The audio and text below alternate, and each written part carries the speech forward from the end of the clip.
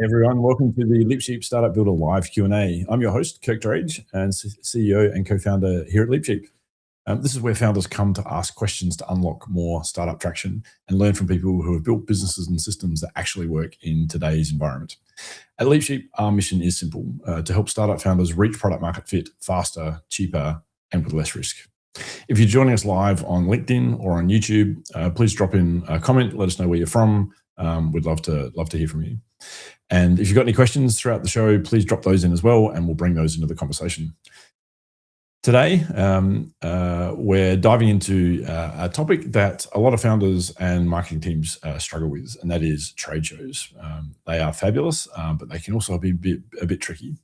Potentially a big investment, big effort, and often the results can be unclear. And today, we've got joining us the fabulous Jess Turnbull, founder of Oscar Events. Jess has a successful career history in multiple sales and marketing roles, but trade shows are in her DNA, with her dad running a booth-building business, which created a pool that Jess couldn't resist. In 2024, she started Oscar Events. Jess helps B2B companies turn exhibition stands from something that looks good into something that actually performs. She's developed a structured approach that helps teams to generate better leads, align marketing and sales, and actually measure what's working. Jess, it's awesome to have you here. Hi, I am so excited for this. I don't think we talk about trade shows enough like this. They're like the forgotten cousin. There's such an amazing channel in sales and marketing, aren't they? Because you get to actually talk to real human beings in a world that's going increasingly digital and remote. Exactly. You build human connections. Yeah, it's that face-to-face trust that I think we were all craving during all of COVID, and it's made this big comeback, and all of a sudden people are like, wow, face-to-face meetings actually work. Yeah. Surprise. Yeah.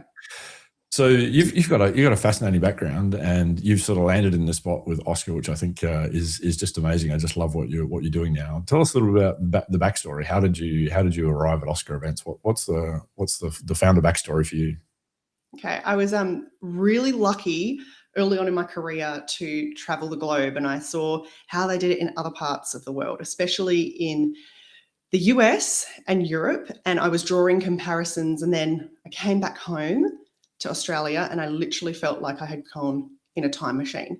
Yeah. And I'd already worked in the industry for a little bit, as you said in my intro. Like, I grew up around trade shows. My dad had a design and build business, and I got to see really amazing brands create these polished experiences, and I just kept seeing how they weren't always generating results. And then little by little, we started integrating some of the strategies that I'd learned and converting them to the Australian market. And that's when we realized we were onto something.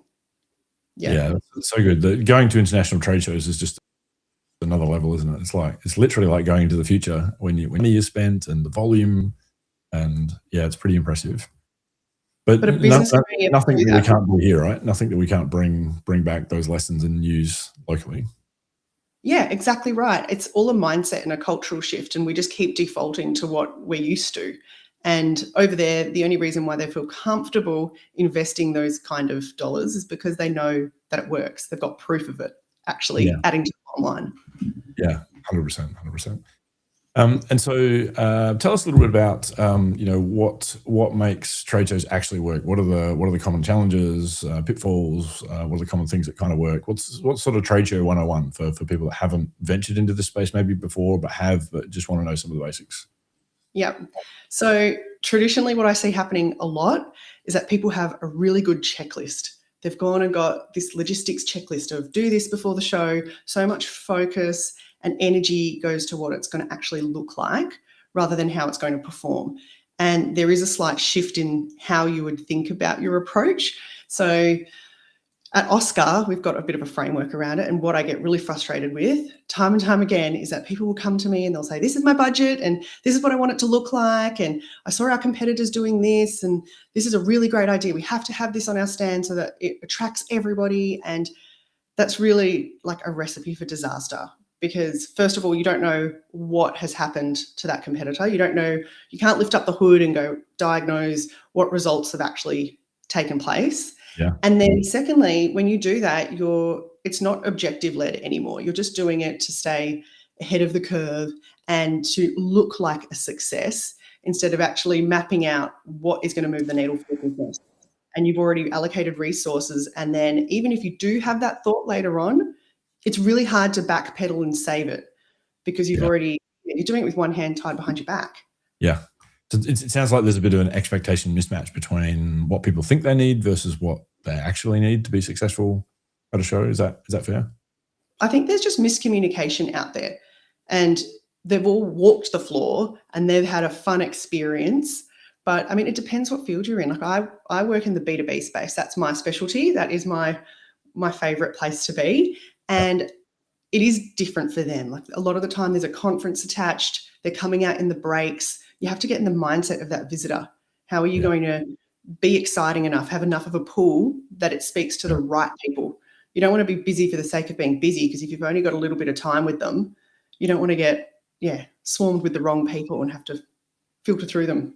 Yeah, that's so important, isn't it? I love what you said there about you've got to put yourself in the mindset of your audience and how they're thinking about. Because trade shows are I find really interesting because it brings together so many parts of sort of marketing and sales, and you've got to do it in real time. It's not like building a website where you kind of get to build things and refine things and like you've got to perform in the moment. It's almost a bit of a performance kind of art aspect to it. So the better you know your customers and the fact that they're busy, because as you say, there's a conference going on, you've got to be able to be respectful of their time. And so what are some of the key insights that you might be able to share around how customers generally feel? I mean, every customer is going to be different, the audience is going to be different, but what are some of the general rules that you've learned? I believe the statistic is 81% of visitors will pre-plan their trip before they go. So they're going to go online, have a look at all the exhibitors, put together their must-see list, and then walk up and down the aisles, looking left and right, trying to see if anything catches their eye. So then if you put yourself in the visitor's shoes, they're time poor.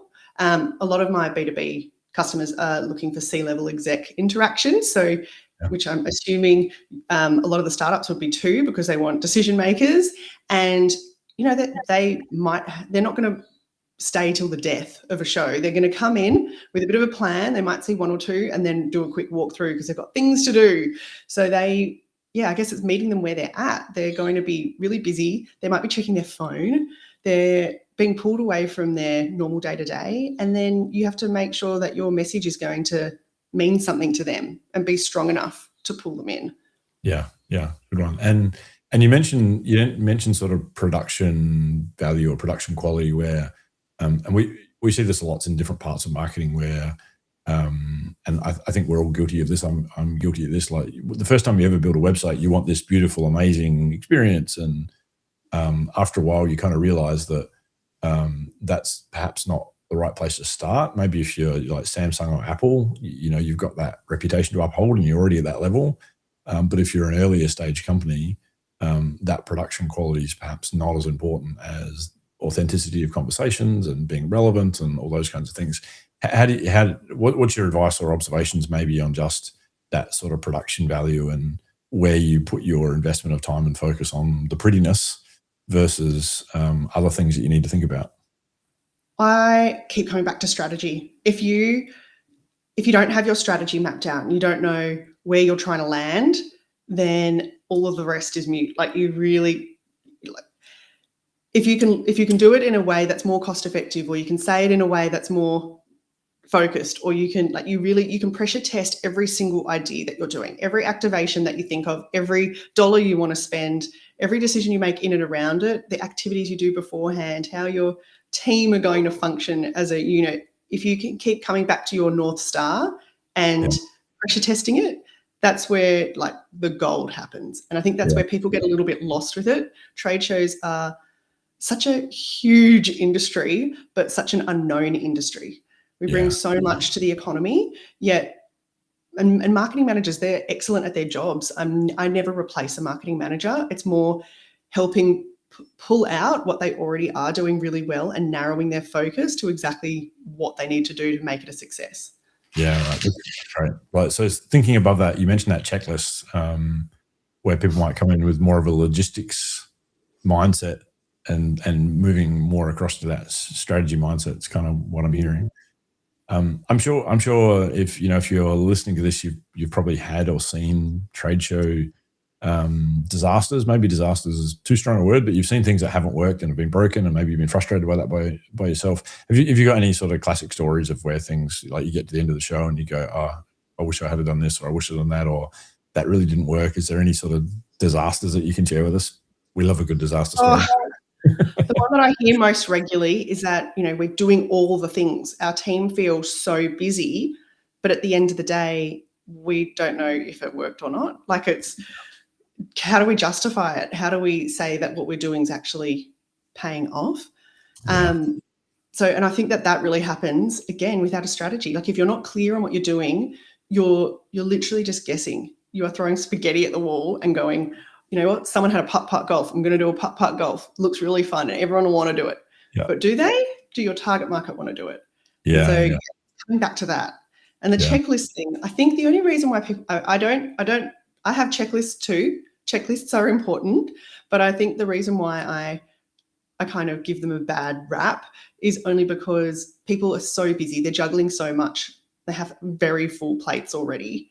And so they do a checklist as a way of just making sure they get the basics right, but they're largely logistical, and they're largely focused around making sure they don't end up showing up at the show with like an empty booth. Yeah. People are going to know if you didn't do that bit. Yeah. It's pretty obvious if you didn't do your booth. Yeah. And so how do you think about, like, goals? What's some tips or advice you've got for people that are sort of thinking about, how do we set some goals for this show where we're going, or even should we even go to this show? Maybe that's a good question. I think the biggest misconception is that you're going to walk away from a show and have ROI immediately. So people go to shows for so many different reasons. They'll go for brand awareness because recruitment, they'll go for partnerships, there's so many different things. And then what happens is, throughout that process, they forget all of those beautiful reasons why they've actually gone. Right. And at the end of the day, all they'll measure is the investment spent and the leads. They're the only two levers that they've got to pull. And then what I do with my clients when I walk in is I try to align, like, give them clarity around what they're aiming for, and then set them up with a framework on what they're going to measure. And so a lot of the time that ends up just being, I guess it's pulling the rug up on what matters most to them. So all those earlier things. Is it a sales objective? Is it a marketing objective? What are some things that we can put real numbers behind and know at the end of the show, that's what we were aiming for and that's what we actually got? Yeah, I love it. It's beautifully simple, but also something that's so easy to overlook. And I can really resonate with what you're saying. I think about trade shows. I don't know if you think about it. I'd be interested to know. I think about trade shows as a channel, marketing channels like LinkedIn or YouTube or, advertisements or whatever. And then you've got to figure out what is your campaign that's using that channel trying to do. And that's the framework that I like to think about, which is exactly what I heard you say around, what are you trying to get? Is this helping you recruit, or is it delivering, brand awareness? And that's just the basics that sometimes we forget in the excitement of we've got to get stuff done, and we've got to be productive, and we've got a project now that we've got to manage. Mm-hmm. Yeah. So I've got a question from Joe in Brisbane. We've done a few trade shows, but the results feel inconsistent. Where would you start if you had to diagnose that? And I think that's probably a pretty good follow-on question from what we've just discussed. So it's coming back to what success looks like. It is so basic, starting with your reason for being and coming up with a real clear picture on what it means for different parts of your business. Are you going there for leads? Are you going there for brand awareness? What is the real driver? What would make you come back from the show and go, that was a success? Because if that's not highlighted early enough, then it doesn't mean anything. So that's definitely where I would start. Always. That's probably going to be my answer to everything.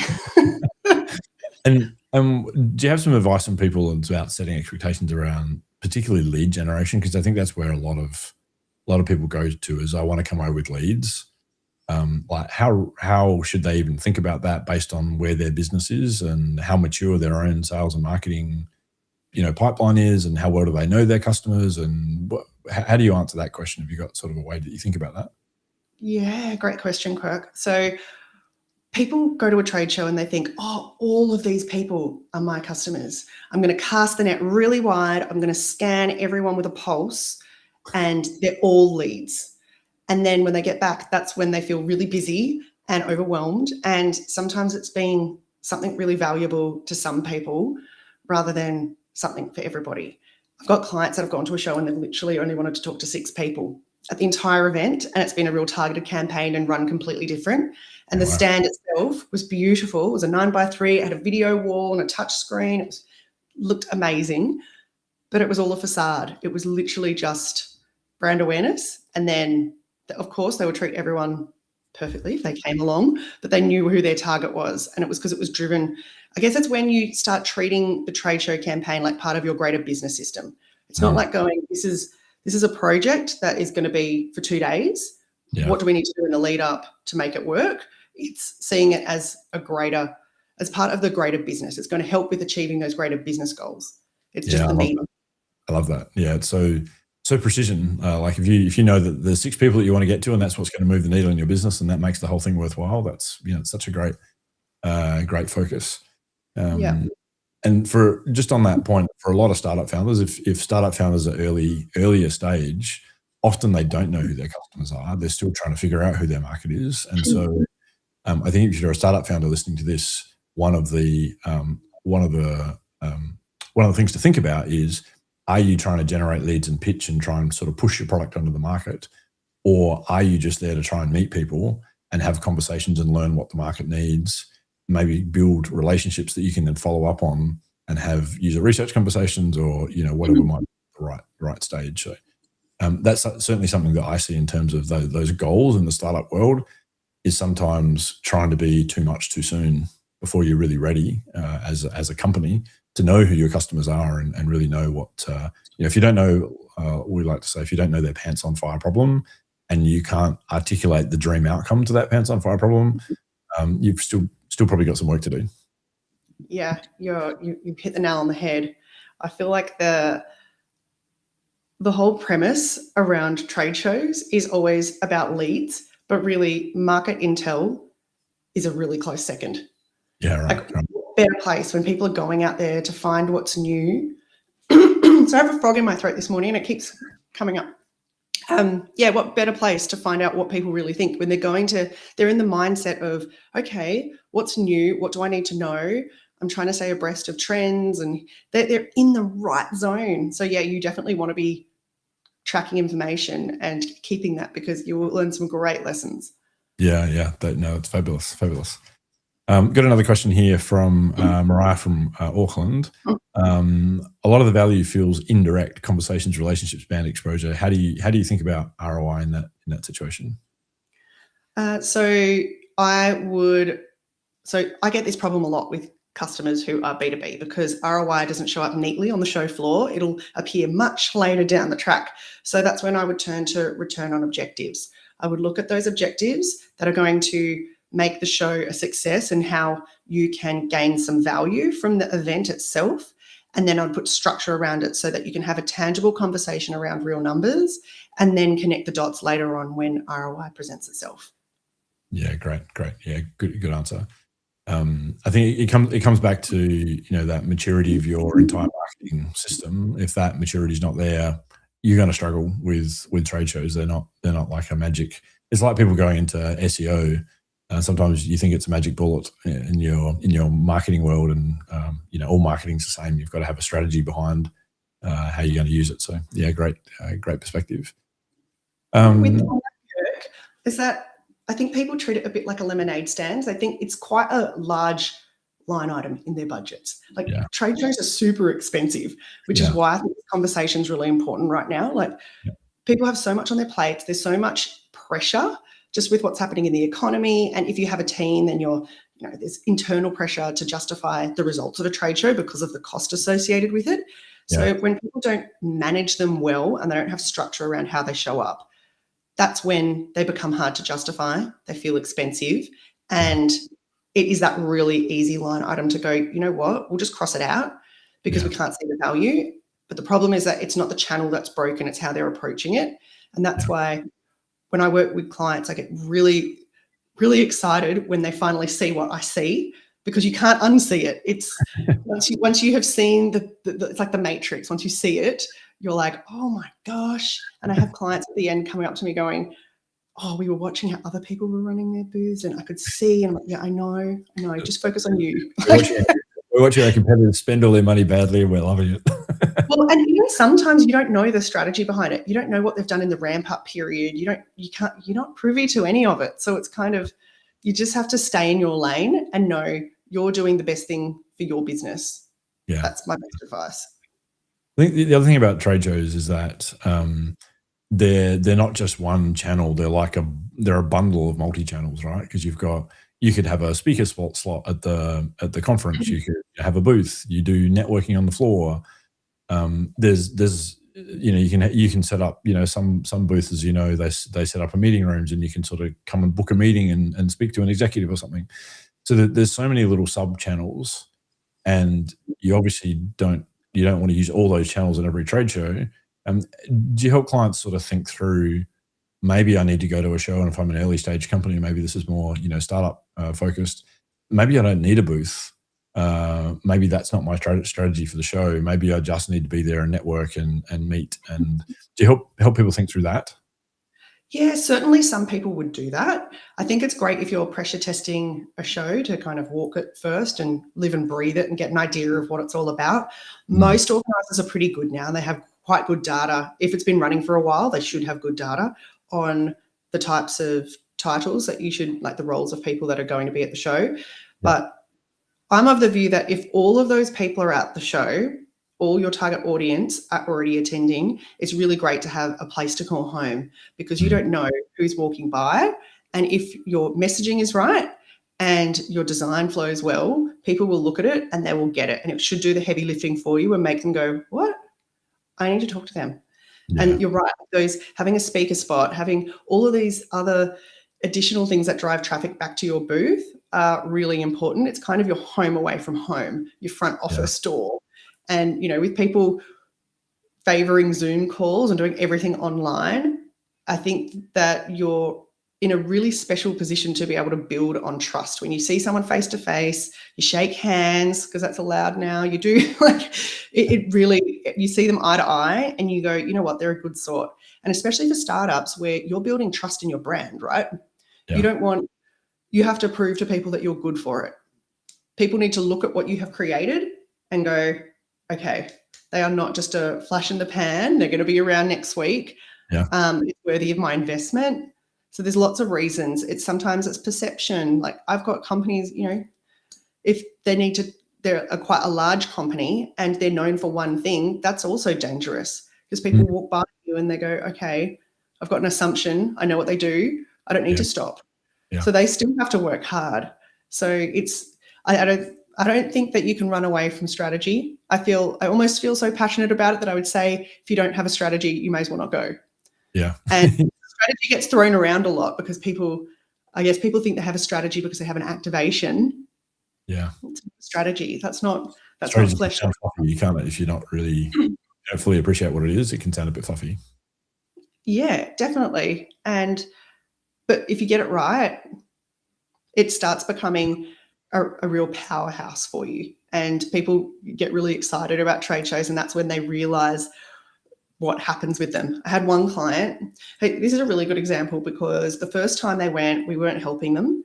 They went to this trade show, they were run off their feet, they got 88 leads, and the next time they said, you know what, we just need to we saw that there was opportunities there, but we didn't quite nail it. So they booked the same stand size, they booked the same show, but the following year we helped them flesh out a strategy. And this business ended up getting 487% more leads than they did the year before.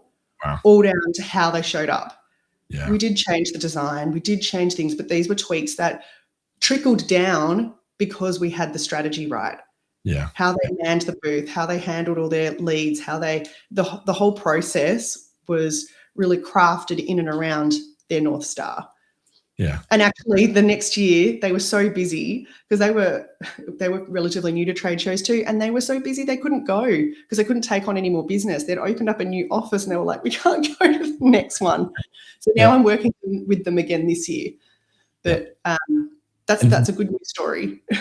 It's a great story. It's a great story. The difference is like massive. Did you have a definition of like how you define strategy to somebody when they go, I don't really understand when you're talking about? I think it feels strategy is a bit fluffy. I'm just getting stuff done.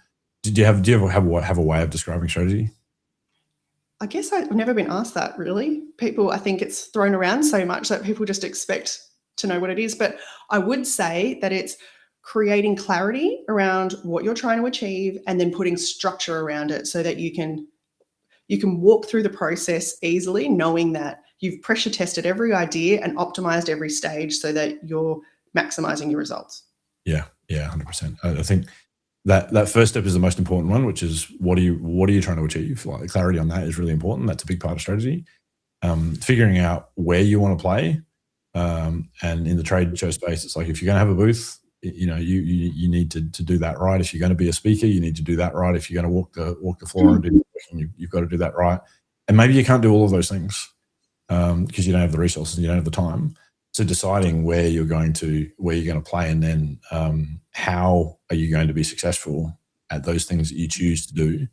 That's how I think about strategy is aspiration, goals, thinking about where you're going to play, and then how you're going to win in those fields that you choose to play in. And then you got to think about capabilities and have you got some sort of management system, which I think is exactly what you're articulating in just a few different words. Yeah, the systems. You'd be surprised how few people have CRMs. Like I'm blown away by how little structure sometimes people have, or how many spreadsheets they have for things. Yeah. There's so many spreadsheets for just tracking data. I feel like there's got to be a better way. But even things like, AI is everywhere now. I use AI too. But when people come to me with a strategy that's been created with AI, yeah, I've seen it it's very detailed, yeah, but I think it lacks the experience to guide it and massage it. It's a little bit naive sometimes. I think it's obviously grabbing information from everywhere. And maybe in the future it might be better, but I think it definitely still needs that experienced head to really land it in the right spot. Yeah, 100%. So you're seeing a lot of that, people starting to use Claude and ChatGPT to provide a trade strategy they bring to you. Yep. They bring it to me and they say, I've had an idea. Yeah. Or they get uncomfortable with what I've suggested because it's not what other people are doing. And then they'll come to me and say, but this is what AI says. And I say, well, I think at the end of the day, they get to choose how they spend their money. But from experience, I've seen a lot of shows working brilliantly, and I've seen a lot of shows that look brilliant but don't work. Don't work. Yeah. And it's almost like I wish it was a controlled experiment and I could put two exact same companies side by side and they had the same budgets, but one did a strategy that I approved of and one did an AI strategy, and we'll just see what happened. But my gut tells me from experience just to be wary. Just don't trust everything you read on AI. Yeah, 100%. I just see this across so many different domains, and I love having this conversation to create more awareness around this, because I think whatever you're an expert in, like whatever background and expertise you have, if you go to AI and ask it a question that you actually know something about, you get that detailed response and you go, there's a hole there, it hasn't thought about that, there's a hole there. But then you go to an area that's not your domain expertise and you ask something about AI, and it's like, wow, this is amazing. It's thought through everything. And suddenly you think that answer is really good. And I always ask people to reflect back on the area that they know really well and the responses that it gives you, and how good are those responses. Because I think we get tricked by AI all the time because it sounds so good. The responses sound so good, but it's often really not very well thought out. It's not very strategic in the answers. It's better than nothing. Like if you've got no one else to talk to, absolutely go talk to AI. But don't trust it as having a foolproof strategy for your situation. Yeah. I had a friend who was doing a research piece and getting everyone to type into ChatGPT, pick a number between 1 and 10, and it would always do a 7. So it didn't matter if it was me or someone else, and then if you write back, why did you pick that? Like it's just doing the average, but I think it's a really good example of if you're going to enter something into AI, you're probably going to get an average response. Yeah. And it's like, it is the safe response, and it is everyone else is going to get it'll be too. a very well thought through average response, but it's yes, that's right. Statistical, there'll be some statistical research somewhere in there, but for sure, you want to do something that other people aren't doing. Yeah. Let's, like, now that AI has opened the door, let's talk about the future. Where is exhibiting going? What are the sort of the trends? What are you sort of seeing is happening going forward versus what we've seen historically?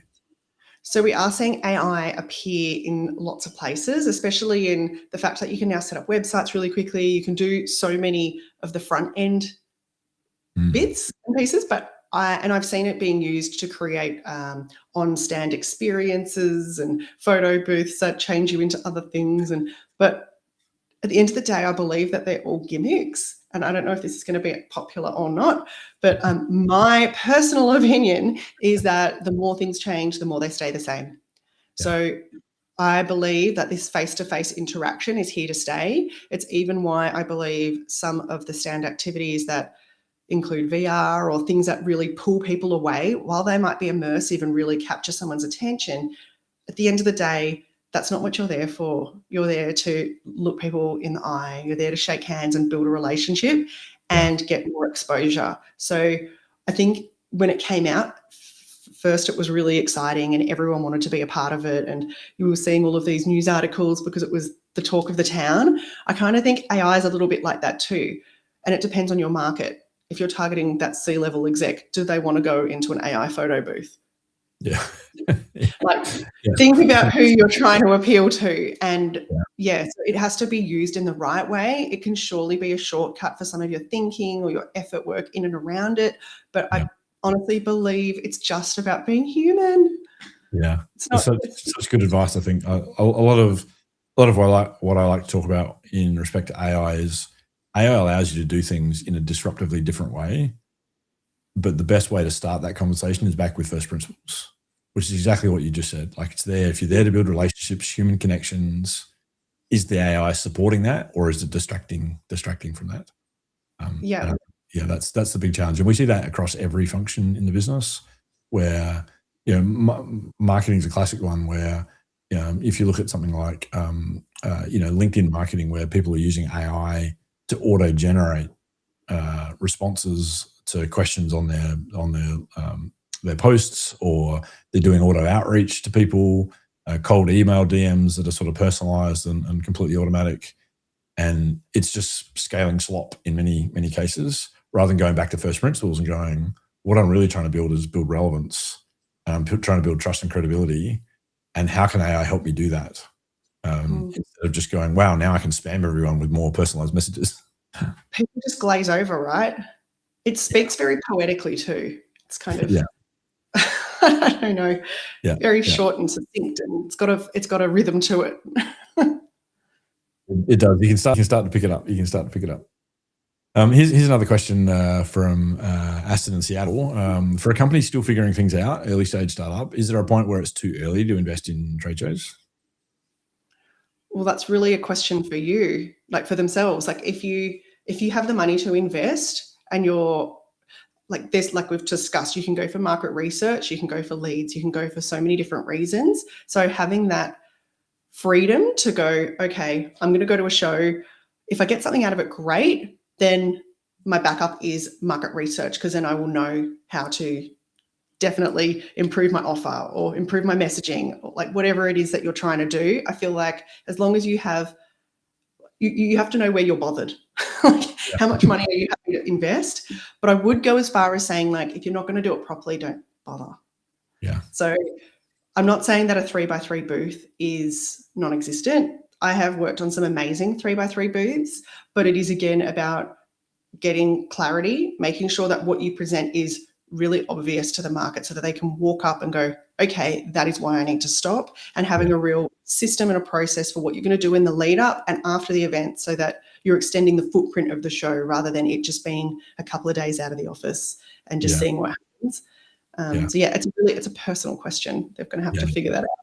Yeah, I mean, I would add on to that. I think what you said earlier, which is like if you're really early stage in your company journey and you're still sort of figuring out, who your customers are and what your product might be, it might make a ton of sense just to be an attendee and walk the, like particularly if it's a new industry sector, if you're coming into an industry sector that you haven't been in before, which is the case for many founders, or even if you've been in an industry for years and years and you've been in a different role, and you haven't had the opportunity to be part of those trade shows. Maybe it's you come from an engineering background and it's the marketing team that's usually got to the trade shows. So getting out there and having just that experience is, I think, super worthwhile. But making sure that you don't overinvest too early, I think, is the key. From my perspective, is if you're really not sure who your customer is yet, you're really not sure what your product is, or if you've just built a product and launched it, which is the case for many startups where they haven't done enough market research to really understand who their market is and what they need, but they've already got a solution. That can be a dangerous time and a good way to waste a lot of money if you're going to go to trade shows. Especially if you haven't got your systems in place yet. Like, what happens if there's all these people knocking on your door? They think it's an amazing idea, and then you're bowled over with interest. Like, can you handle it yet? Great problem to have, but yeah. Put a nail in the coffin. If you can't, I don't know. Yeah, there's a few things to think through first. I had a question for you. Is there things that the show organizers can help you with that that you might know that we don't, because you're working with so many shows? What sort of resources can you get as a team thinking, I just want to join a show? Sometimes you have a very programmatic experience with show organizers where everything's like arm's reach and everything just sort of works seamlessly.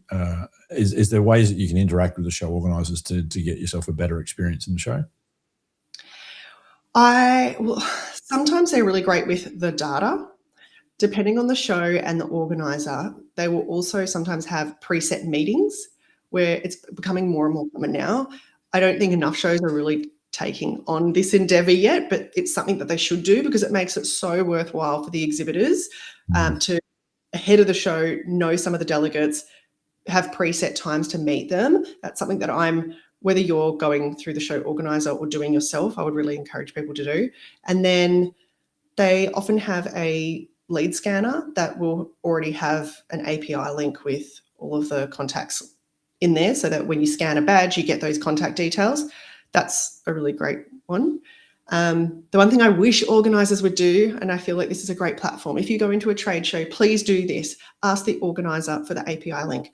In other parts of the world, be it America or Europe, you can pay for this API link and you can use any lead capture software. It's not that you want every delegate's name, but if they have given you their badge and they've said, hey, scan me, that's kind of express permission that they're happy for you to contact them. So I would think that you should be able to do it. But for some reason in Australia, we don't really like that. I've got some workarounds, but it's not, it's frustrating. I really do wish that if an exhibitor has spent that much money, even if it's like in the US, sometimes it's like $150 or something to get that API link, fine, do it. But to not have that available for privacy or something is silly. Yeah. One thing I will say on that is that there have been a few organisers that have got a little checkbox at registration that'll say, like, I do not want my details being shared. So sometimes you scan a contact and you won't actually get their email or phone number, which is just heartbreaking if you spent all that money to go and then you're having to go on Google and try and, call the receptionist. Yeah. So you always want to check. Yeah, that's a good checklist. That's a key tip, isn't it? And what you've talked a lot about systems. What's your advice and guidance, and even questions to someone that's setting up a trade show strategy for what they should have in place? What's sort of the minimum? What's the nice to haves, and where do you go from there? Okay, so something that I saw early on was this pattern that if people started doing the thinking in the right order, everything kind of fell into place. Just like we've talked about, if you go straight into creative, that you miss all these earlier opportunities and then you can't backpedal and try and fill those gaps. So it's actually, I'm so passionate about it. It's actually our business name, Oscar. So it's a cute acronym for objective, strategy, creative, action, results. If you do the thinking in that order, you will be giving yourself the best chance of success. Yeah, awesome. And It's a light version of it. do you want to just unpack that a little bit for us? So each one of those, like, tell us just a little bit more about. Give us some of the secret sauce. Yeah. Okay. So we don't have 4 hours, but the objective part would be figuring out your North Star, working out what you're aiming for, what's important to you. Then the strategy is going to be mapping out, like reverse engineering how you're going to get there. Then the creative would be obviously in the bringing it to life. How is it going to look? How is it going to feel? And then action is going to be actually the execution and bringing it all to life at the show and putting together the lead captures and putting together all your marketing material, all of that stuff. And then the results is when you unpack it all, you optimize it for the next show. You got to take away all those learnings and you really want to analyze things. Sometimes people come to me and they're like, we didn't get enough leads, so it's the wrong show. Well, hold up. Did you have the right position? What was the stand like? Who was on your booth? Were they the right people? Was someone just talking to someone for too long? Like there's so many different things. That's why I'm saying it's a bit complex. It's really hard for me to crystallize it. I can't give you a manual, but it's heavy. So just in that leads question, those would be all the questions I would be asking. Like there are a lot of things we would test and measure, but when you unpack it all, it's kind of a bit of a circle. Then the cycle starts again. And that's how you can start using trade shows to be a proper part of your business systems rather than So for someone that's new to trade shows and maybe has never been before, can you provide some sort of just very general expectation setting around how much lead time do you need? Like if there's a show on like starting in a month, like is it too late already? How much? Like a lot of people think in terms of leads. So how many people are you likely to meet that you can follow up on a day? I know that's a how long is a piece of string question, but just give me an order of magnitude. And then how much time are you going to need to follow up afterwards? Tough question, but. Okay. It's really hard because it's not a real use case, but in the lead up to a show, it depends on the customer and what you're building, right? So if it's a custom booth, most people start with a 3-month lead time, but I don't know if you guys are going to be like, if you're in startup land and you're not doing a custom booth, you might be able to shrink that a little bit, but put it this way, you want as long a run up as you can, because then you can spend more time in the thinking and make sure that you've actually done it right. And then by the time you get to the show, don't forget, you still got everyday life going on in the meantime. So if you have a bit more of a run up, then you can dodge those obstacles as they happen rather than feeling like, oh, well, because what I see, sometimes I even see businesses that have a huge run up and then they'll just whittle it away. They'll start off with the best intentions where they'll do the strategy up early and then they'll think that they're done, but they haven't actually implemented what they've said they would. They haven't gone through and done the work. They think that a pre-show email is all that's required, and actually it's a lot more than that. Yeah. And you're not really setting yourself up for success. Then you're just going, okay, well, who's going to see me on the day? Yeah. And then on the day, when it comes to capturing leads, it depends on your business, right? As to how many you're going to be able to capture. Yeah. It depends on what your exchange is like. If you're doing a demo, is there any other, like there's a raft of questions that will change the answer. But you also need to think of what's going to make this show a success for you. So most people I meet go, it's just about breaking even. You got to think bigger than that. Think 10x. Like if you're thinking just to break even, you're thinking small time. You are thinking, that's crazy talk. You need to think 10x. You need to go, right, who are the people I need to meet? What conversations do I need to have? And that's going to help shape everything that you do. And then in terms of the follow-up, I would hope that they would be very well prepared and have that all set before the show. So they're just executing it. And because you've done really good lead capture, you've segmented your audience and you know who you're contacting first immediately by phone straight away. But hopefully you've done such a good job. It's 9 a.m. on a Monday morning and they're calling you. But, in an ideal world.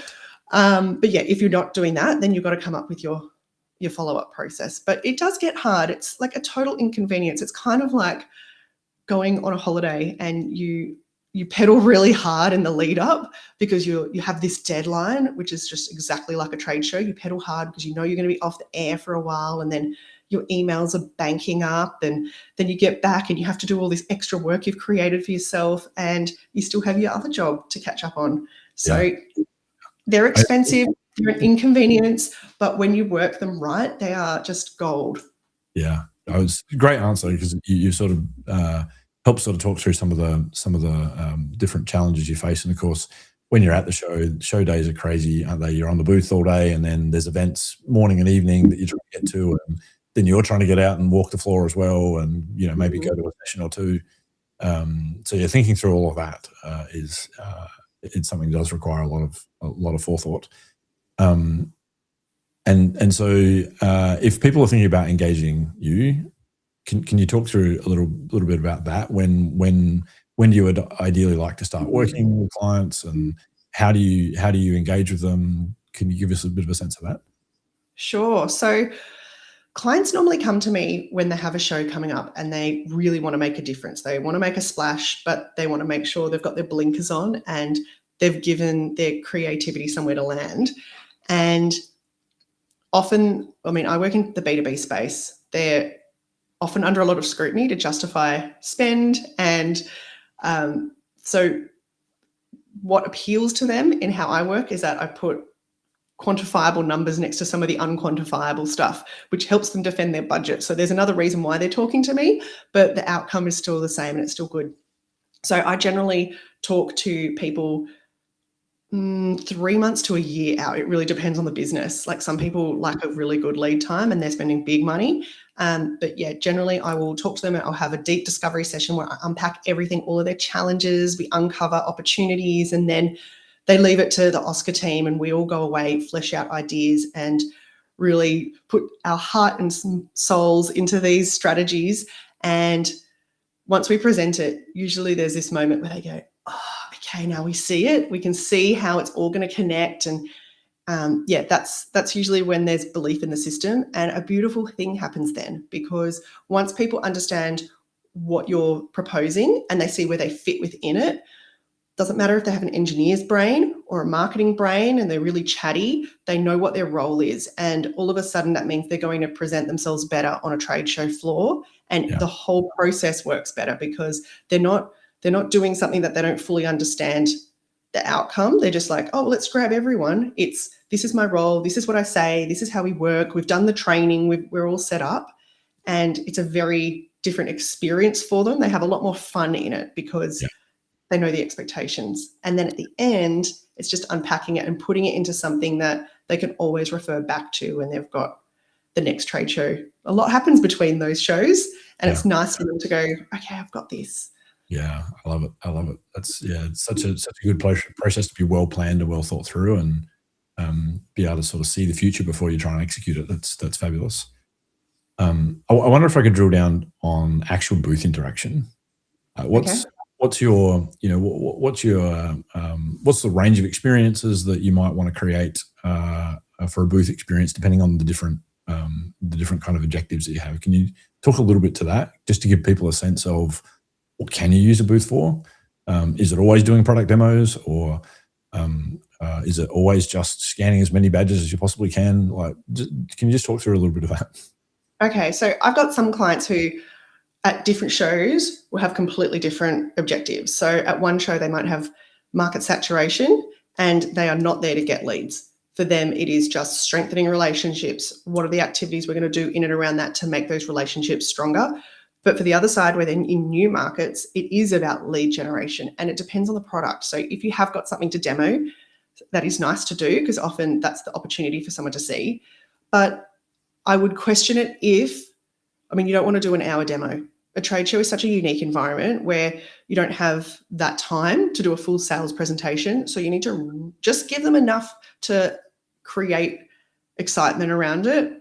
And I would really want to limit that demo so that you don't want to put it in a bad light.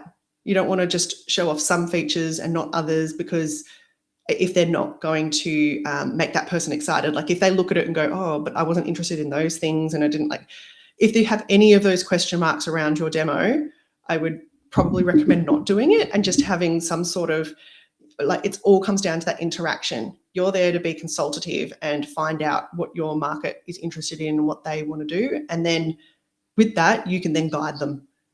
It's like any sales call, but you're doing it in real life. Yeah, in real time and time constrained kind of way. Yeah. Yeah. I've also seen like people do stand, like a full stand, like mini speaker session on their stand where they pretend it's like a mini keynote, and throughout the day they get crowds in. I've seen that work really well. If you do, but you need to advertise it. You need to really drum up a crowd. You don't want to just wing it. Yeah, that's right. Yeah, it's like feeding time at the zoo. It's like 2 o'clock session on this. Yeah. The croc enclosure. Yeah. That's cool. Yeah, I think that's great advice. I think I see a lot of startup founders in particular overdoing the demos.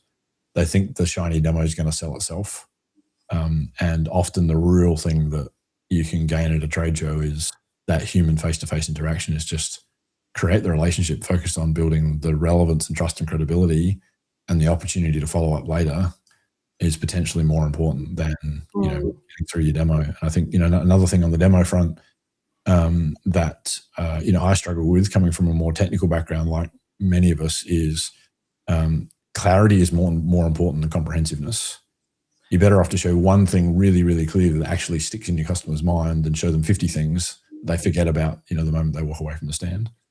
Okay, so 2 things on this. So when people come to me and they say, but the product will sell itself, I normally get a little bit frightened, because unless your product is so obvious that everyone walking by will go, wow, okay, then it doesn't work, because you need to lead them along that conversation. It's kind of like, if you're Nike and people go, I just want to see what Nike's doing that's new, that's different, they might come through.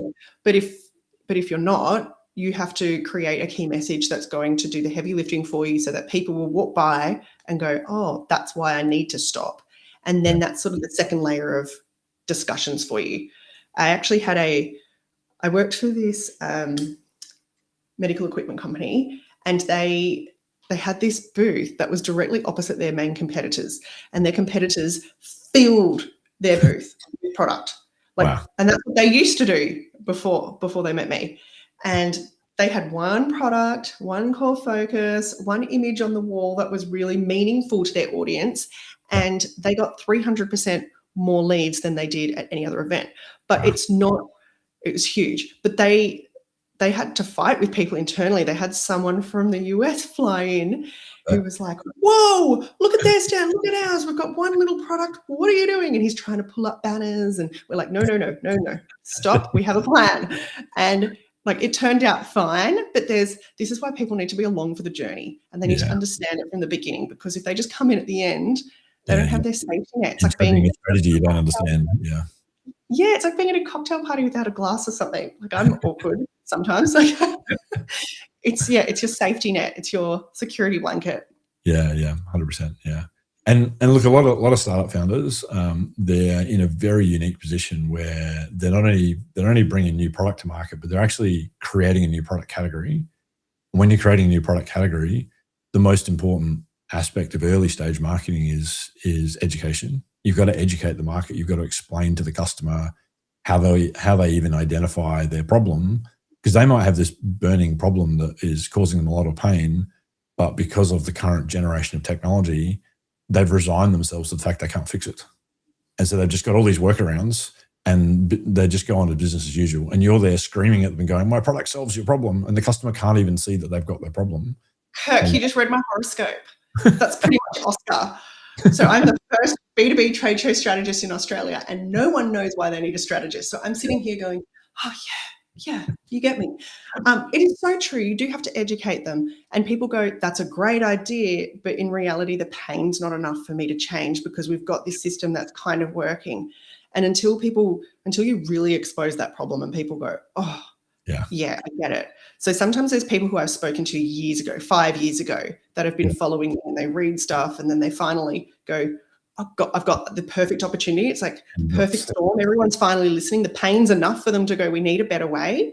And then they come. So it's the same with a trade show, right? Yeah. How can you meet that market? How can you create that tension?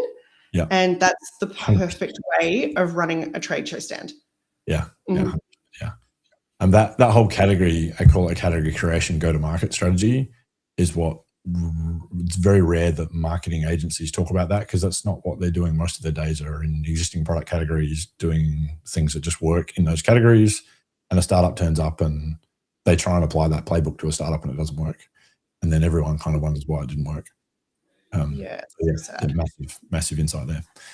I can't believe we've gone through an hour already. It's been a fabulous conversation. I've learned a lot, and I've really enjoyed chatting. If people want to get in contact with you, we've got a couple of QR codes there. I think the first one is your LinkedIn. If people want to connect with you on LinkedIn. And the second one, you've got a scorecard link there. Do you want to talk about that? So it's like the next best thing to having me audit your program. So what it'll do is you can use either a plan that you have envisaged or one that you've already done, and you can answer. It doesn't take long, it's 3 minutes. It's not a census document, and it will spit out a personalized report with recommendations on how you could optimize it further. Awesome. Well, Jess, it's been an absolute pleasure to have the opportunity to chat to you. You're such a wealth of knowledge on this area. I'd love to chat more, and I'm sure the startup founders are going to get a ton of value out of the session. So thank you so much. You're most welcome. What a fun way to start a Friday. I'm glad you have fun. Maybe we're starting to think about returning guests, and I'd love to have you back on in the future. Oh, I'd love to. You have a fabulous weekend and a fabulous quarter ahead, and we'll look forward to chatting soon. Sounds good. See ya. Thanks, Jess. All right, we've got a fabulous guest coming up on the 3rd of April. I'm sure if you're in the startup world, you know about Innovation Bay. They're a fabulous group that have been supporting founders in Australia for years and years and years. And Fade and Sal's coming on, and we're going to talk about everything startups and startup ecosystem and startup support and some of the great new things that Innovation Bay are doing for the community around Australia. If you are a startup founder and you are struggling to get more clarity, you might have a great product idea, you might have a great business model hypothesis, but you're finding that you're trying to figure out things as you go. You're trying to take on all the advice that you can get from AI, from advisors, from the startup ecosystem, from reading books and videos, and you're finding you're spending more time learning how to put a system together to build your startup and get the traction that you need with customers and investors and so forth, and not enough time building your actual business. If you want the clarity to know exactly how you go about building your startup, at LeapSheep, we've got something called a Startup Builder Strategy Session. It's a 3-hour engagement where we will give you everything you need to understand exactly what you need to do to be successful with your startup and walk away with a personalized success plan in just 3 hours. If that sounds like the thing that you've been looking for, there's a link to that on the top right-hand side there. You can book in that strategy session. If you think this could be interesting, but you're not sure if it's right for you, feel free to book a conversation and we can just have a chat and see whether it is the right thing for you or not, or maybe I can point you to other resources that might be even better for you. That is a wrap for today's Q&A live stream. It's been a great chat with Jess, and I look forward to seeing you all on the next show.